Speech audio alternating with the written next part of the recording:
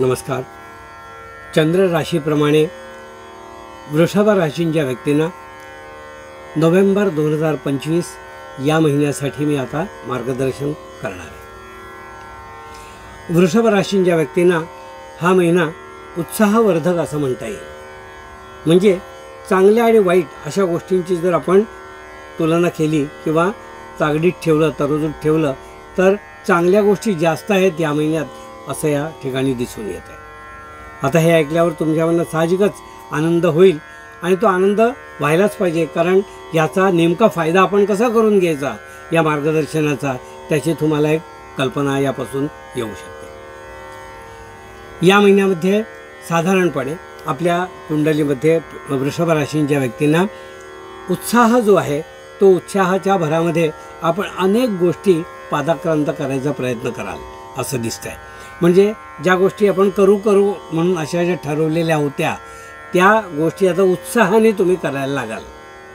त्या उत्साहामध्ये आपलं वेळ, काळ, माणसं या सगळ्याचं नियोजन जर योग्य रीतीने तुम्ही केलं तर यश तुम्हाला आहेच. पण त्या यशाबरोबरच आपले भागीदार किंवा धंद्यातले पार्टनर हे कुठेतरी दुखावले जात आहेत का याचाही तुम्ही प्रयत्न करा. कारण तुमचा स्पीड आणि त्यांचा स्पीड जर मॅच झाला नाही तर कुठेतरी थोडासा वाद होऊ शकतो. म्हणून ही गोष्ट विचारात घ्या आणि आपला उत्साह जो आहे तो पुढे जाऊ दे असाच सल्ला मी या ठिकाणी तुम्हाला देईन.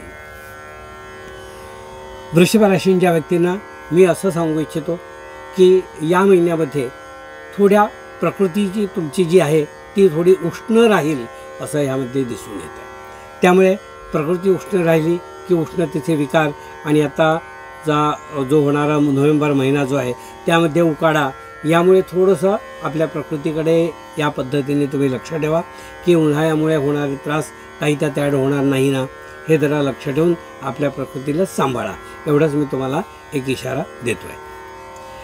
वृषभ राशींच्या व्यक्तींना मी असं सांगू इच्छितो की या महिन्यामध्ये भपकेबाज ठिकाणी पैसे इन्व्हेस्ट करणं टाळा.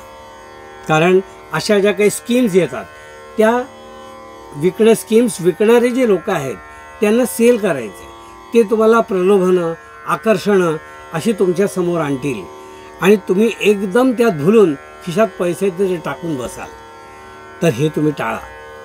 कारण ह्यात टाकलेले पैसे जे आहेत ते लवकर निघणार नाहीत आणि तुम्हाला जेव्हा पाहिजेत तेव्हा उपयोगी पडणार नाहीत. तर त्यामुळे अशा मोठ्या स्कीममध्ये कुठल्याही तुम्ही पैसे घालू नका जी आकर्षक आहेत आणि भूलभुलैयासारख्या तुम्हाला भासणाऱ्या आहेत.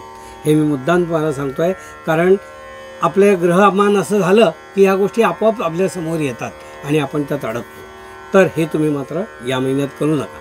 स्कीम ऐका, त्याच्यावर अभ्यास करा, मग तुम्हाला त्याची सत्यता पटेल आणि मग तुम्ही त्या प्रमाणात जे आहे तेच करा. इतर मोठी काही प्रलोभनांना बळी पडू नका. विशेषतः आत्ता मोबाईलमध्ये लिंक ओपन करा, मग अशा ज्या काही भूलथापा असतात त्याच्यामध्ये तुम्ही ही गोष्ट निश्चित लक्षात ठेवा की ज्यामध्ये तुम्ही फसले जाऊ शकता. म्हणजे संपत्ती तुमची, पण सतर्कता जर बाळगली नाही तर तुम्ही ते घालवून बसाल. तर हे असं करू नका, एवढाच सल्ला मी तुम्हाला या ठिकाणी देतो आहे. प्रकृतीच्या बाबतीत मी सांगितल्याप्रमाणे स्वतःच्या उष्णतेकडे आणि आपल्या पूर्ण शरीराच्या उष्णतेकडे जरा लक्ष द्या. खूप काही वाढत नाही आहे ना किंवा खूप काही त्याचे घामोळं किंवा अन्य काही असे इफेक्ट होत नाहीत ना, एवढं मात्र लक्ष जरूर ठेवा.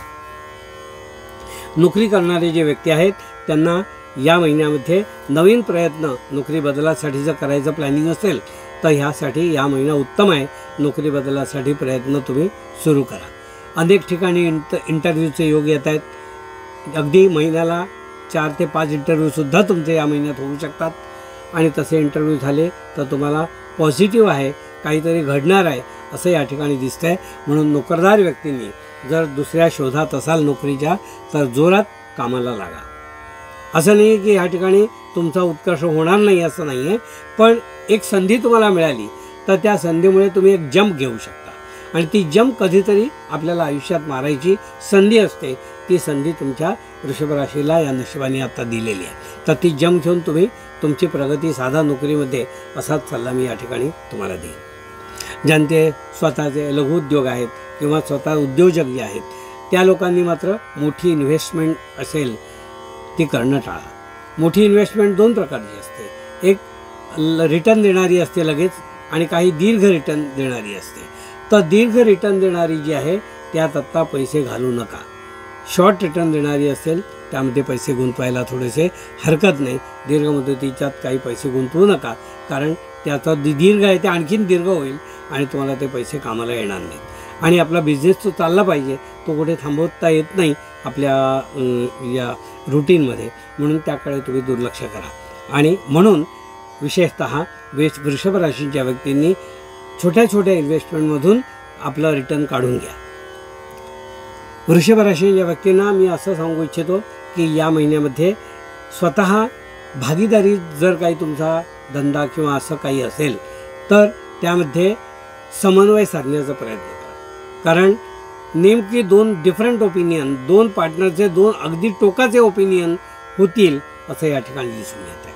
म्हणून पार्टनरशिपमध्ये जे धंदा करतात त्यांनी एक समन्वय साधून एक वाक्यता आणून मगच पुढे चालावं असा मी सल्ला या ठिकाणी तुम्हाला देऊ इच्छितो.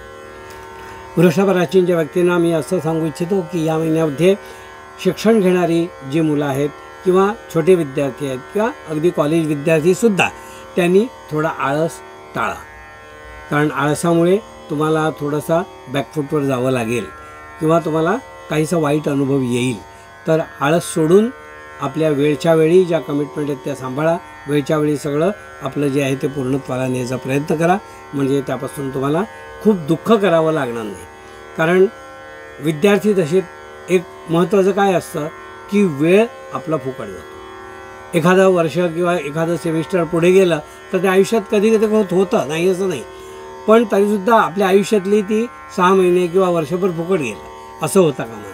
आणि तो पश्चाताप नंतर होऊनही काही उपयोग नाही. म्हणून मी तुम्हाला मुद्दाम सतर्क राहा असं विद्यार्थ्यांना सांगतोय. ती सतर्कता तुमच्यात आणा आणि त्याप्रमाणे आपलं नुकसान होऊ देऊ नका. वृषभ राशीच्या व्यक्तींना मी असं सांगेन की या महिन्यामध्ये घरगुती वाद जे आहेत ते टाळण्याचा प्रयत्न असावा. इव्हन घरगुतीमध्ये नवरा बायकोही आले आणि आपल्या घरातल्या मोठ्या मंडळींसह जे कोणी कौटुंबिक लोक आहेत, कुटुंबातले लोक आहेत, त्यांच्यासुद्धा वाद घालण्याचा प्रयत्न करू नका. कारण त्या वादाने काही साध्य होणार नाही, पण एकमेकात कटुता उगाच येऊन राहील आणि तो पुन्हा ती कटुता दूर होऊन पुन्हा पूर्वीचे संबंध प्रस्थापित व्हायला उगाचच नाहक सगळ्यांचा वेळ आणि एनर्जी खर्च होईल. म्हणून शक्यतो वाद टाळा. कुटुंबातील अगदी पतीपत्नीने सुद्धा वाद टाळावेत असाच सल्ला मी या ठिकाणी तुम्हाला देऊ इच्छितो. आपले बांधव किंवा बांधवासमान, बंधू भावासमान असलेले जे मित्र आहेत त्या मित्रांपासून तुम्हाला यावेळी अनेक प्रकारचे फायदा होईल. त्यांचा सल्ला तुम्हाला पाळावा लागेल किंवा त्यांचा काही सल्ला तुम्हाला ऐकावा लागेल.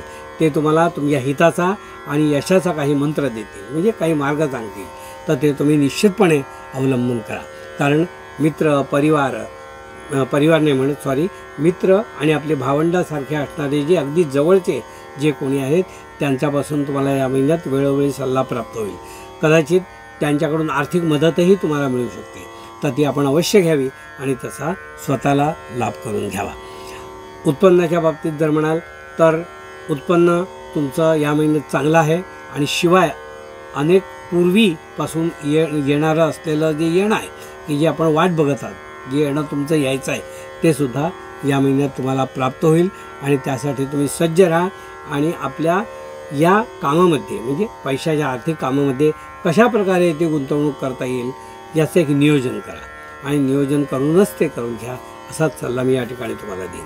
हे होतं वृषभ राशीच्या व्यक्तींना मार्गदर्शन.